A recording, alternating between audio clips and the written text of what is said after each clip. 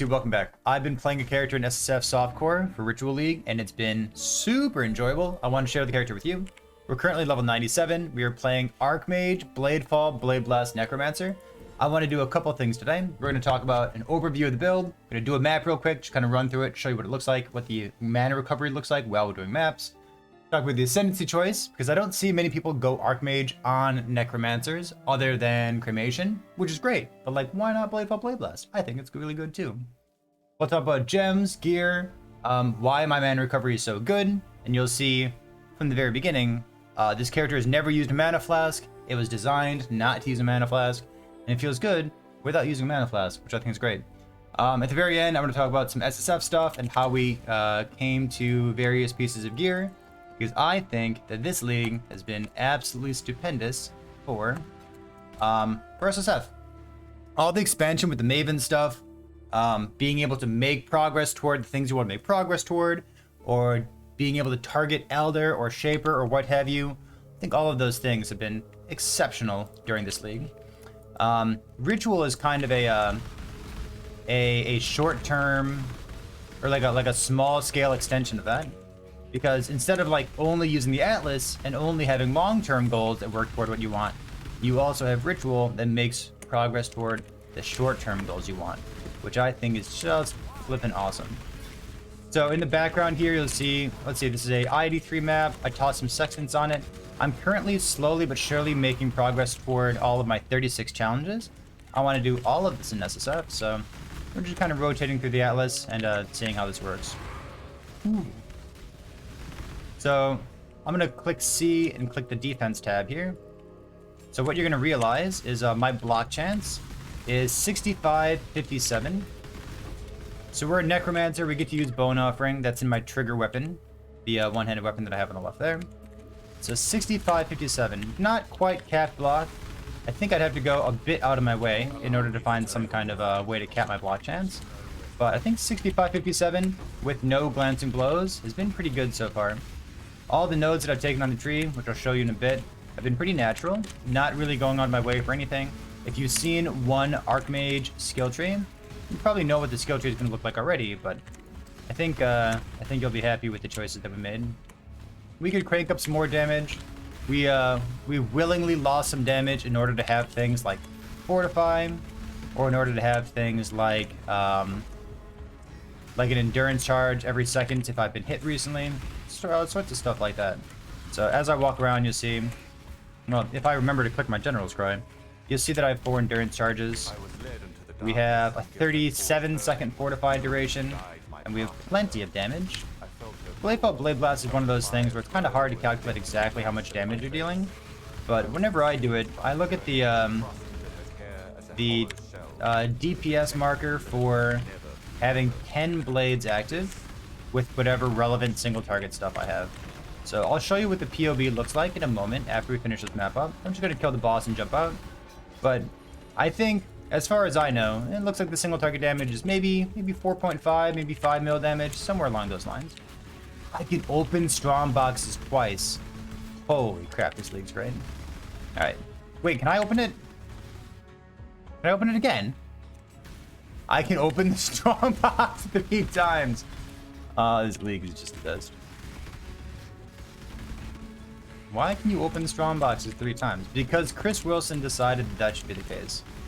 So I tell you what, instead of finishing up this entire map, it kind of seems like maps take longer and longer these days because there's more and more things to do in them. That's oh my god, there's so much money. Let's grab a couple dollar dues off the ground, jump out of the map, and then see what's going on. So for the Ascendancy itself, I want to give good rationale for why we did this. Last league, you also had 20% increased maximum mana on Essence Glutton, but even now, even though you lost the 20% increased maximum mana, I think Necromancer is an excellent Ascendancy for any kind of Archmage stuff.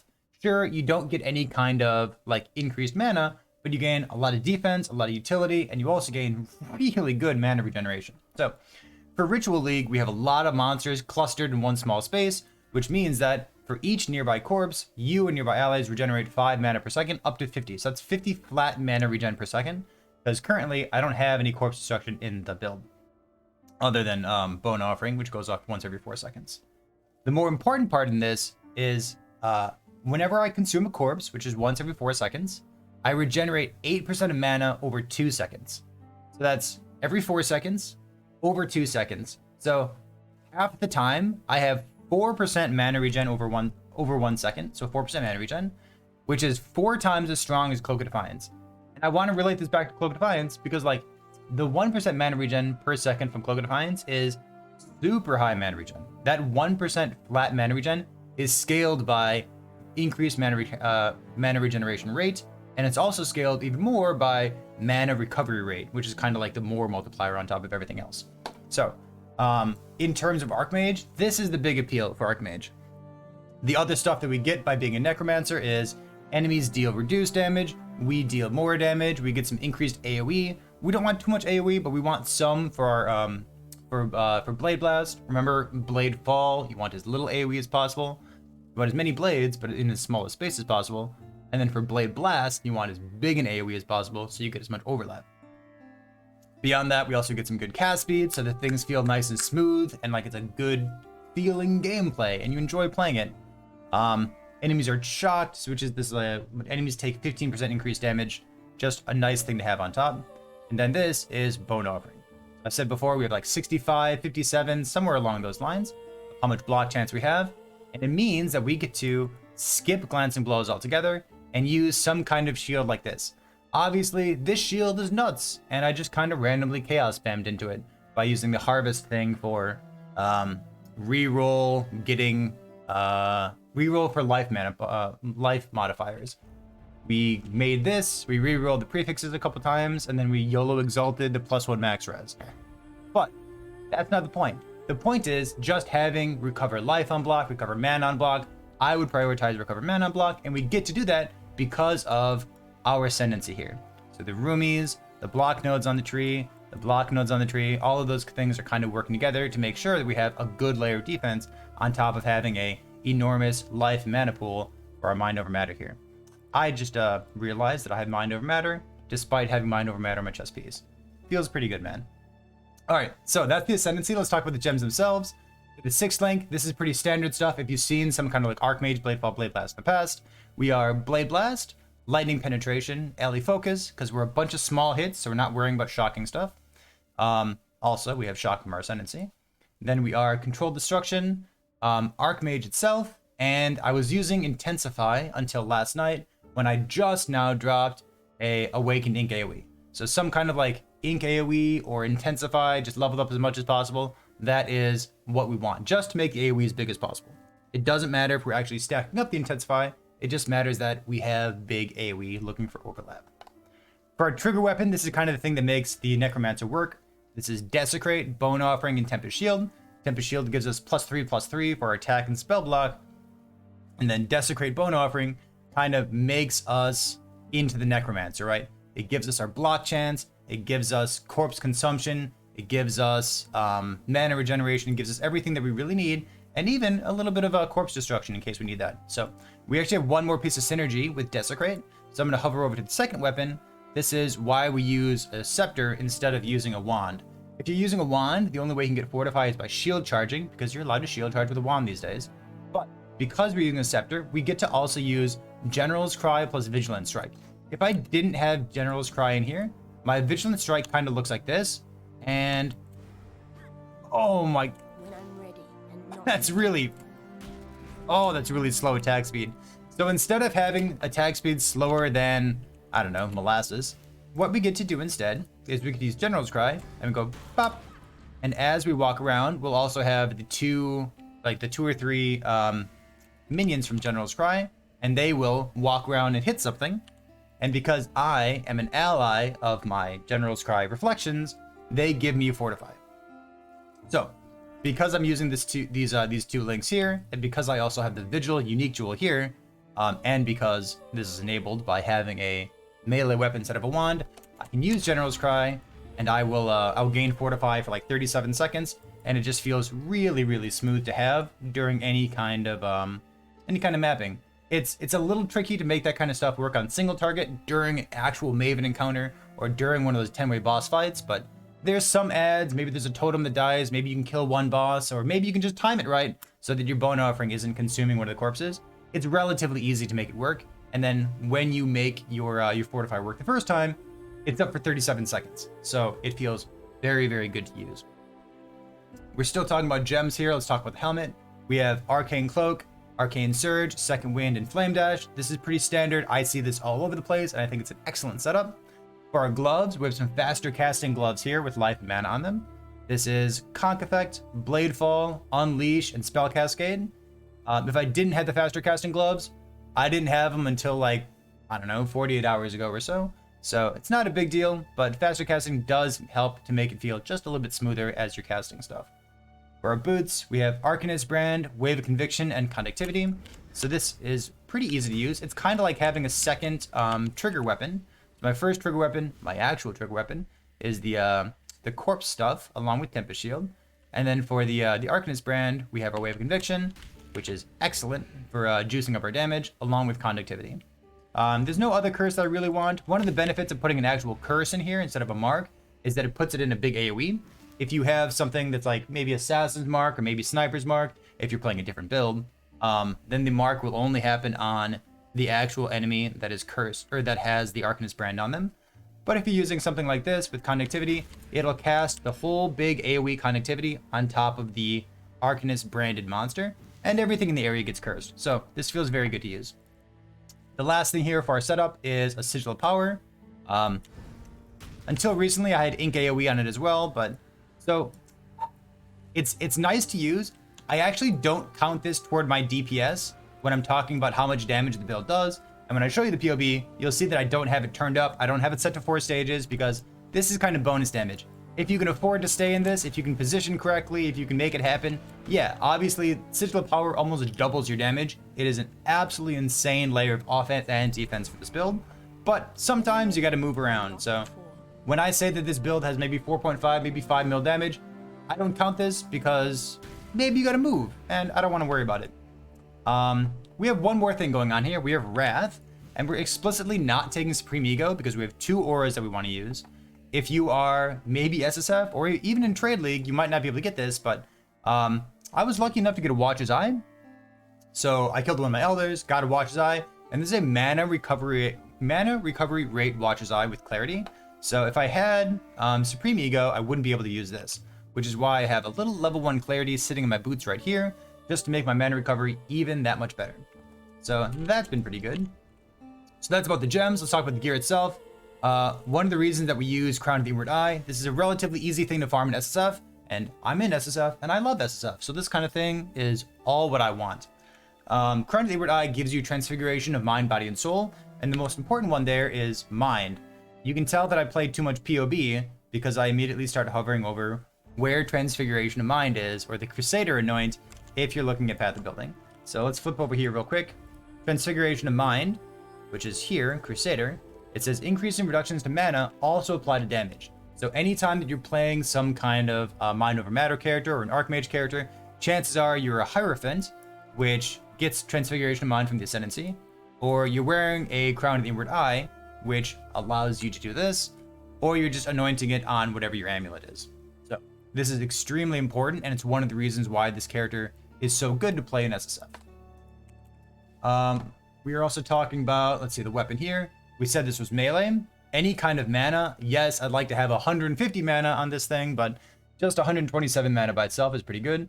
+1 gems is not so important for this particular build, because +1 gems scales the AoE, gives you plus radius on Blade Blast, but it also gives you a bunch of flat damage. But because we're using Archmage, flat damage is not as important for this build. So we want things like increased lightning damage, maybe damage penetrates lightning res, maybe like more lightning damage, things like that. Maybe just flat mana, but we don't care as much about like adds X to X lightning damage to spells.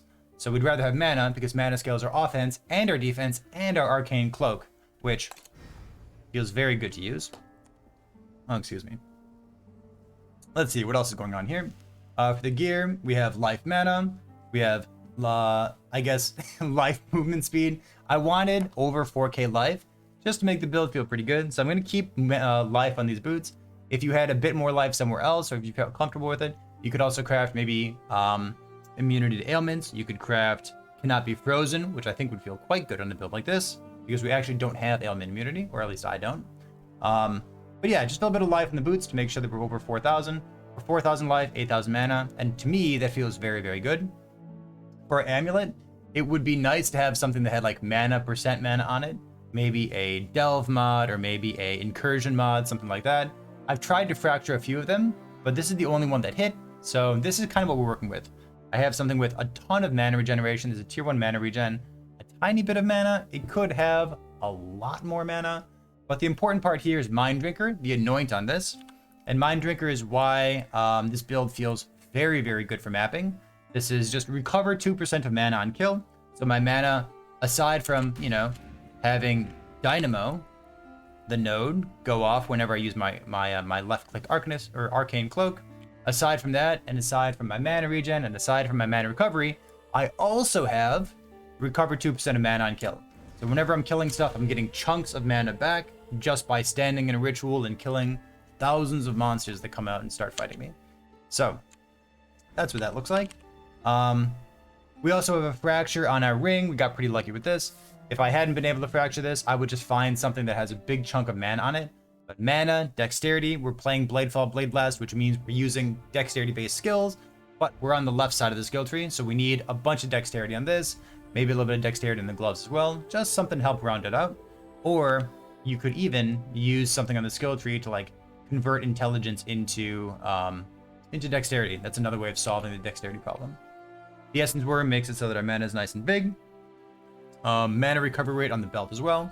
We've been using Harvest to add influence to belts, and we've been adding influence to belts until we got Redeemer or Shaper on a Stygian, and then we just rolled this with mana recovery, add removed fire, and then re-rolled prefixes until it hit life. So it's a pretty good belt in my opinion, but it's a pretty basic belt as well. Just a little bit of res, the mana recovery rate that we alt spammed for, and then we finish off just adding and removing 1 or 2 crafts using Harvest until we got something that looks pretty good to use.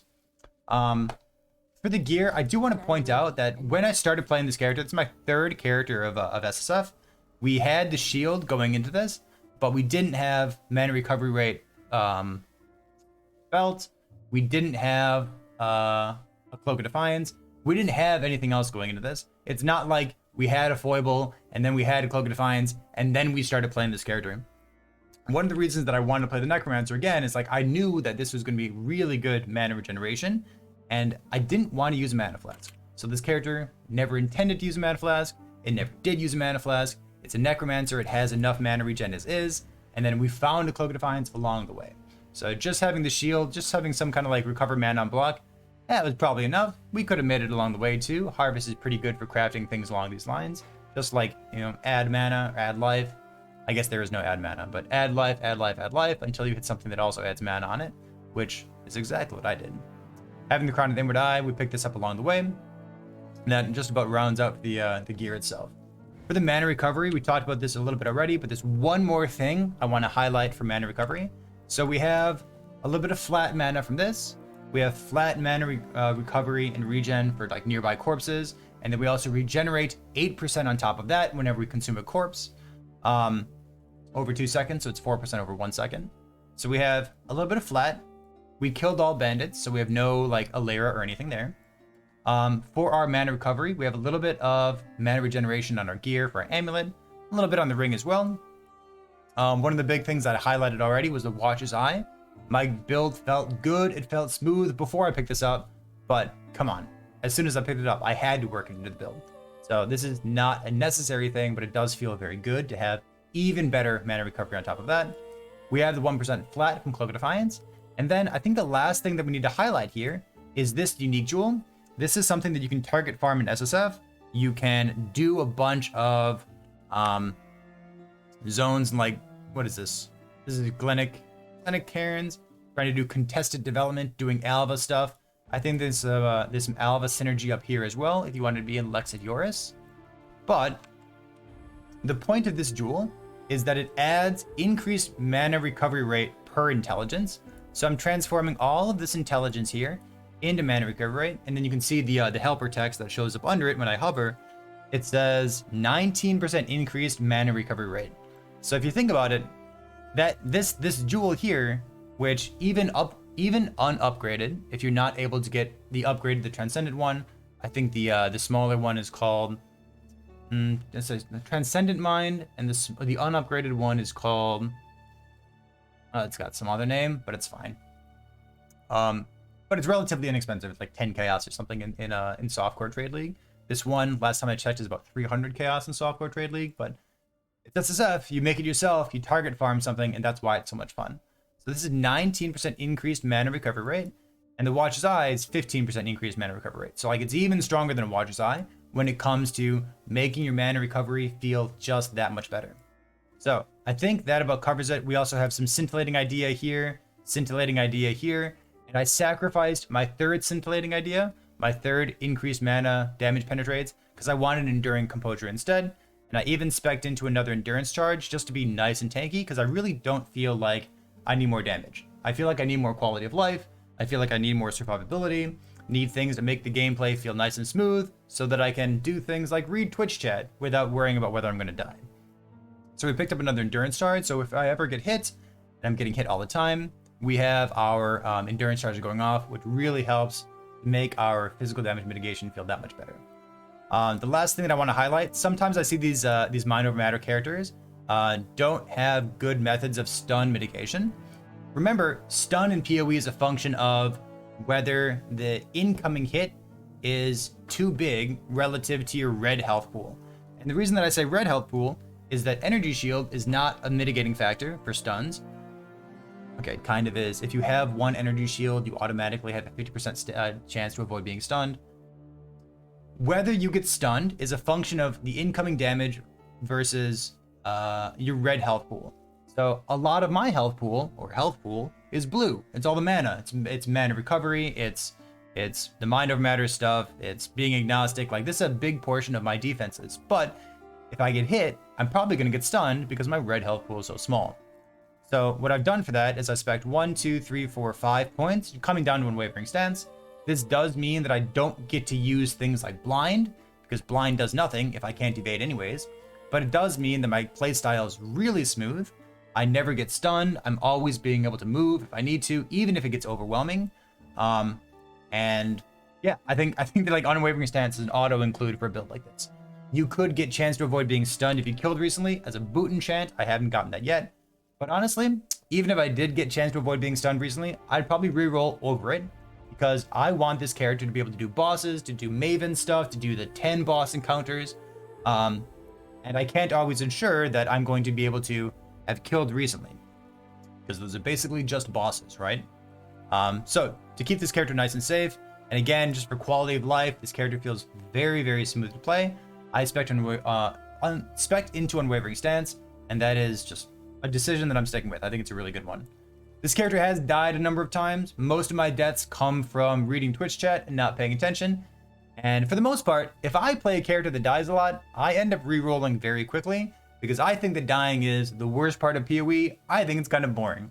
But the deaths on this character, they've come from me reading Twitch chat. I really don't mind those, so I'm gonna chalk those up to, yeah, those are avoidable deaths. Those are deaths that you can avoid, even if I can't avoid them. The things that have killed me have been, let's see. I had a death recently where it kind of took me off guard and I wasn't sure what happened. I feel like maybe my Arcane Cloak was down, and maybe I just got hit by 2 overlapping explosions at the same time. So this character has like maybe 35 deaths or so, and like, yeah, we're level 97, we're 50% XP. I feel very good about doing whatever kind of maps I want. But yeah, it's softcore. It's solo self-found softcore, and the reason that I like doing this kind of thing is I know that I hold my builds to a high standard. I know that I try to avoid dying, and if I do die a lot on a character, I end up re-rolling anyways. But if I read Twitch chat and end up dying, it's no big deal. That's just the kind of gameplay that I enjoy. So when it comes to SSF, I would love to just like sit here and talk to you about how we target farmed all of these individual pieces of gear, and how we target farmed crafts and fractures and finding the right gear and what we've been doing with our Atlas. But I think I'm going to put that out in a different video instead, just talking about why I think Ritual is one of the best leagues and why Echoes of the Atlas with the Maven stuff is one of the best expansions ever for SSF and PoE, and I want to encourage more people to try it out. I'm going to leave that for a different time because I think I've been talking too much right now. If you like what you see here, you can like, subscribe, leave a comment below, that's fine. You can come to twitch.tv/ParryThePig and talk live if you'd like to. It's the most immediate way to get a response from me, but I try to check YouTube comments as well. So, thanks for being here, appreciate it, and we'll see you next time.